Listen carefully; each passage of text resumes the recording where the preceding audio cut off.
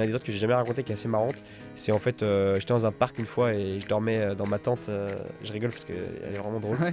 Et je dormais dans ma tente en fait et il devait être. Ouais, je venais de boire une bière dans un bar, j'étais un peu sous avec la fatigue et tout.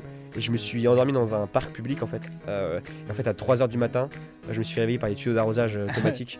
Et je venais de faire 80 bornes dans la journée.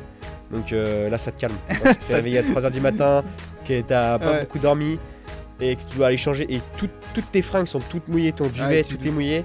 Tu dois juste faire sécher tes affaires. Et du coup, je dormais après sur une espèce de table en bois. Donc ouais, c'était terrible. Horrible. Ouais, c'était horrible.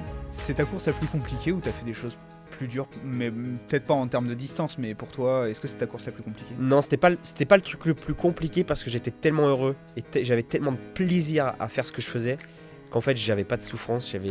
J'ai connu des moments durs et tout, ça c'est sûr. Mais en fait j'étais tellement en mode putain, mais tu vis ton rêve quoi, tu vois, c'était ouf. Et donc du coup j'avais pas forcément de souffrance. J'ai eu des souffrances dans d'autres trucs.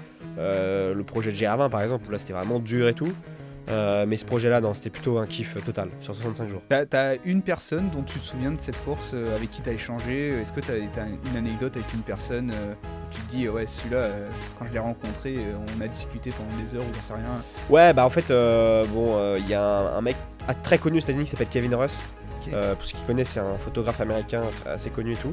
Et en fait, ce mec, faut savoir qu'on a commencé le même jour le PCT et il allait pour le record officiel du PCT lui. Donc, du coup, pas du tout le même truc que Ouais. moi. Vraiment le record officiel. Du coup, on a C'est couru. quoi le record officiel? Enfin, tu sais C'est 46 jours. 46 jours, ouais. 46 jours et 6 heures, c'est Karel Sav, un belge qui est là, qui va tenir très longtemps.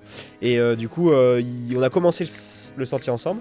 Et en fait, ça doit être quoi, 5-6 jours en fait après le départ. En fait, je l'ai rattrapé. Donc j'étais sur les temps du record. Et donc là, le mec, je me souviens, parce qu'il a les cheveux longs, il Ouais. ressemble un peu à Jésus et tout ça, c'est marrant. D'accord. Et je l'ai dépassé et là, le mec il m'a dit what the fuck, qu'est-ce que tu fais là, tu vois. Et je dis je sais pas, je suis là quoi, tu vois. Et du coup il m'a dit ouais mais t'es un peu en avance peut-être sur tes temps et tout, tu devais faire 53 km. Et du coup on a fait, je crois on a dû faire 3-4 jours ensemble. Et j'ai appris énormément de choses de sa part. Il faut savoir qu'il a abandonné au final sa course.